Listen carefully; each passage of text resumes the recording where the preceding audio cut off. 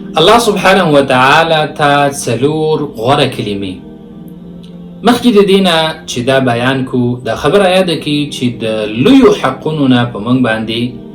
د خوږ نبی صلی الله علیه وسلم سنت عملی کول، هغې عمل کول، هغه زده کول او نورو ته ښودل دي. نن چې دی یو روایت ذکر کوو چې په هغې کې رسول الله صلی الله علیه وسلم موږ ته څلور کلمې ښودلې دي چې هغه الله سبحانه وتعالی ته غوره کلمې دي، ډېرې اسانه او مختصر دي. د حدیث چې دی روایت کوي سمره بن جندب رضی الله عنه، هغه فرمایي چې رسول الله صلی الله علیه وسلم وفرمایل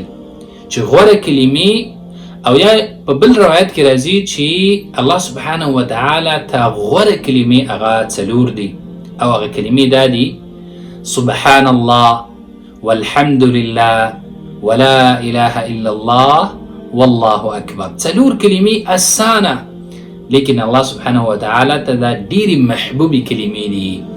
نو پکار دا ده چې دغه کلمې مونږه د دې ذکر ډېر وکړو او دا نورو ته هم ورسوو.